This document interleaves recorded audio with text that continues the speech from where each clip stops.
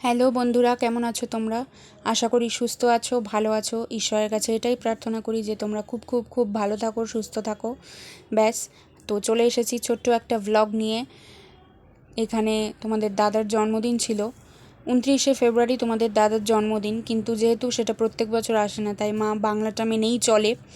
বাংলায় ওর 16ই ফাল্গুন জন্মদিন, তো সেই অনুযায়ী আমরা রাত্রেবেলা একটা কেক এনে মা পায়েস বানিয়ে রেখেছিল যে পরের দিন ওর বেরোনোর ছিল। কিন্তু ও যখন কাজ থেকে ফেরে তখন পুরো জিনিসটাই ঘুরে যায়। ওর প্রচণ্ড জ্বর ছিল গায়ে। ও আমাদের রিকোয়েস্টে কোনো রকমে একটু বসেছে, তারপরে ওর ফুড পয়জন হয়ে যায়। তো জন্মদিনটা এবছর ঠিক সেইভাবে যেভাবে কাটাবো ভেবেছিলাম কাটাতে পারিনি। ওকে নিয়েই আমরা ব্যস্ত ছিলাম। আর যেহেতু ওর শরীরটা এত খারাপ হয়ে যায় এইবারে, আসলে ওর শরীর খারাপ হোক যাই হোক, ও এতটা ভেঙে পড়ে না, প্রচণ্ড স্ট্রং থাকে আর খুব মাতিয়ে রাখে আমাদের সকলকে। কিন্তু এবারে যেন একটু বেশি ভেঙে পড়েছিল।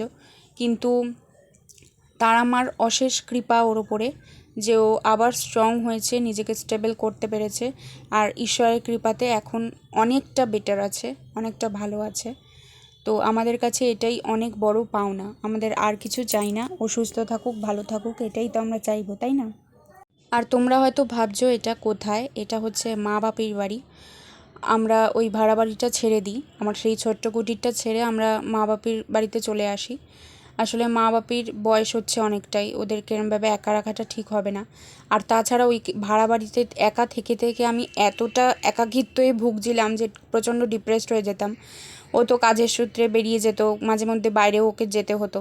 তখন আমি সারা দিন একা একা, আমার প্রচণ্ড বিরক্ত লাগতো। তো সব কিছুই বিচার বিবেচনা করে আমরা ওই ভাড়া বাড়িটা ছেড়ে মা বাপের কাছেই আসি এবং একসঙ্গে থাকি।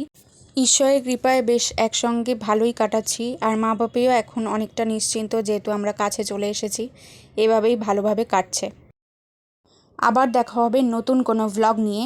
সুস্থ থেকো, ভালো থেকো, লাভ ইউ অল। আর সুন্দর সুন্দর কমেন্ট করতে কিন্তু একদমই ভুলো না। টাটা।